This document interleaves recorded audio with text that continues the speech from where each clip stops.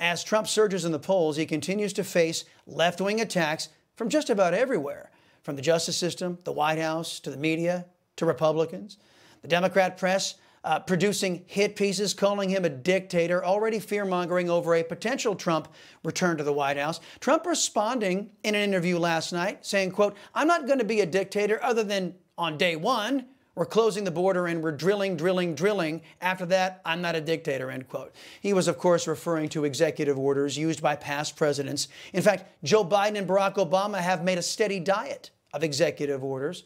The press distorting Trump's sarcastic remarks and completely ignoring the fact that we're already living under an authoritative regime. The nation and the world is on the precipice of World War III. But I suppose to the radical left, living in war with open borders, tense foreign relations, skyrocketing costs, that's better than Trump's mean tweets. And the leftists are joined in their fight for totalitarianism by the NeverTrump Republicans. NeverTrumpers, a part of the problem. That's our focus in today's open preamble.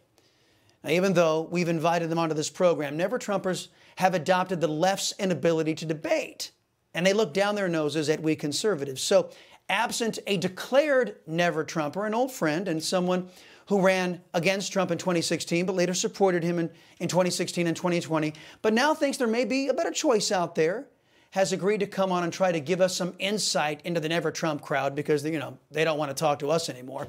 Joining me now, former Pennsylvania Senator and Senior Advisor for Convention of States, Rick Santorum. It's good to see you, Senator. Thank you for good to be back in your show, agreeing to having this back and forth.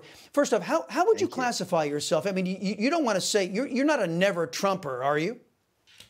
No, I'm not a NeverTrumper, and if Donald Trump's a nominee, I'm going to support him full-throated. I'm not endorsing or supporting anybody in this primary, but I do have concerns about Trump, and they're basically based on the track record and the facts that ever since Donald Trump was elected in 2016, Republicans have not done well electorally. And every 2 years, they've underperformed. Now, in some cases, like just in the last election cycle, the Republicans did pick up the House, but far underwhelmed what should have been an overwhelming victory. And I just look at the fact that since Trump's been the leader of the Republican Party has not done well. They've lost legislative seats, it's lost congressional seats, and Senate seats that they frankly just shouldn't have lost. And so I guess what I'm saying is, you know, I think it'd be healthy to look at an alternative that could actually be better for the party overall, not just for Trump.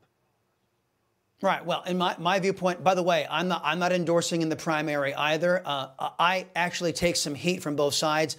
I refuse to take away from the accomplishments of President Trump. And so some of the DeSantis folks and some of the other folks who are pulling for other candidates, they bash me for that. But I'm also not going to take away anything from DeSantis and those who have made real accomplishments. And what I view it as accomplishment is standing in the way of Democrats and their policies that hurt us. So let me just focus on where the Republican Party is right now, because I believed it was Trump that dragged the Republican Party kicking and screaming over the finish line in 2016. That's where all the energy was. It certainly wasn't behind Mitch McConnell, certainly wasn't behind John Cornyn. So the GOP's a mess. They have no unifying principles. Their only accomplishment this year, Senator, is expelling one of their own out of the U.S. House of Representatives. While admitted criminals in the Democrat Party, namely Jamal Bowman, they're not even touched by these air quotes Republicans. To me, these people who don't want to confront Democrats but want to just attack other Republicans, they are emblematic of the NeverTrump crowd. Now, you talk to these people, they won't talk to me. Am I on to something here? Well, I mean, you know, as far as who the NeverTrumpers are, I mean, there aren't very many of them. I'll be honest with you. I mean, I look at maybe 5 to 10% of the Republicans who are, quote, NeverTrumpers. There are a lot of other people who, you know, like Ron DeSantis or like Nikki Haley, are looking for someone this election cycle other than Trump for some of the reasons I just laid out. I mean, some of the concerns are that President Trump would only be able to serve one term. And so we'd be putting forth a lot of effort for a one-term president, and he would be, in a sense, a lame duck as soon as he's elected. You have, as opposed to someone else who would come in who has at least the opportunity to run for a second term, and as a result might have a little bit more power to get things done. You look at his track record, President Trump's track record, I would agree, it was a good track record. But the best chance for someone to win to win election is a sitting president, and he didn't win. And so it's a lot harder to win as an outsider coming in to run against a president than it is being the sitting president. So if you just look at some of these dynamics, I mean, I think people have legitimate concerns that there might be a stronger candidate to put up in the general election than Donald Trump. And I'm not even mentioning, the concerns about the legal problems and the potential that he'd be a convicted felon come election day in November in 2024. Well, and you know what? And I didn't want to get off into the lawfare that's going on right now, the weaponizing of the law. I'm not saying it's right. I FBI disagree with every one of them. Yeah. Every one of those lawsuits. No, I get what you're saying. I get what you're saying. I mean, but it's the reality you have to deal with. Senator, we just had the FBI director admit that under law, there was 103 instances where he was required to get a court order to do his duties. And he said, yeah, I didn't comply with it once. He admits under oath. This is what this government has descended into, because the government, the federal establishment, as you know, has grown beyond the consent of the governed. And this is courtesy of Republicans like Mitch McConnell. This is courtesy of Republicans like John Cornyn, who look across the aisle and say, hey, whatever the hell you want, Democrats, whatever you want, we'll spend as much of our great-great-great-grandchildren's money. We'll have an unaccountable bureaucracy that runs us rather than us running it.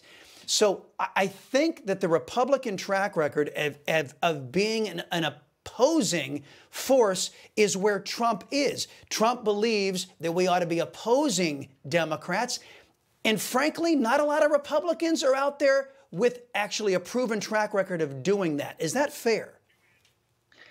Yeah, I think it's fair. I think it's hard to accomplish conservative goals when you're one house of a Congress and you have a president who's of the other party. And I think the best you can hope for is blunting anything bad from happening, not really a whole lot of good things happening when you really don't control things in Washington, D.C.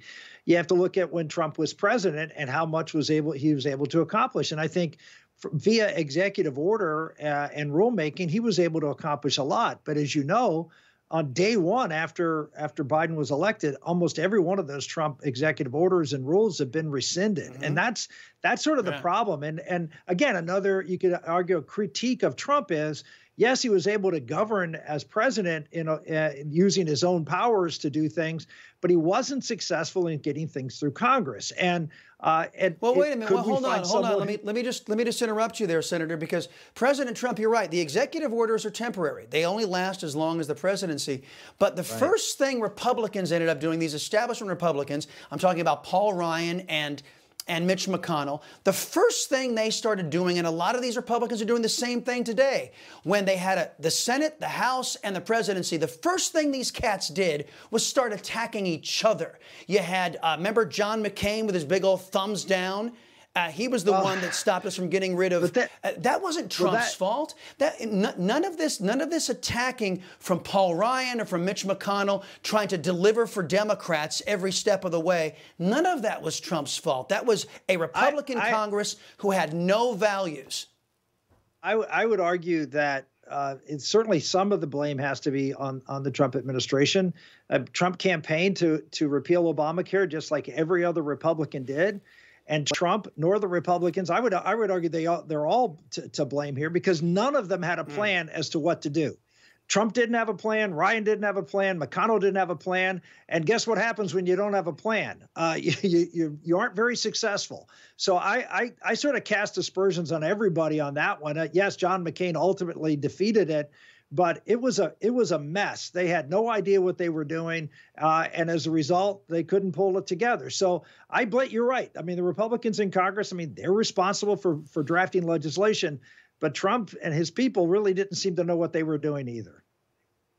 Well, Senator, first off, you served with Mitch McConnell, and you've probably heard the same stories and the same sources that I have, that the number one obstacle to the Republicans constructing an alternative to Obamacare has been Mitch McConnell. He refuses to allow that to happen. And you can't beat something with nothing, and nothing is Mitch McConnell. Look, I got to thank you. It's not easy to debate these issues, and you're head and shoulders above any one of these NeverTrumpers out there that they don't debate anymore. You know, they're of the left now. They don't believe in that kind of thing. Rick Santorum, Merry Christmas, sir. Thank you.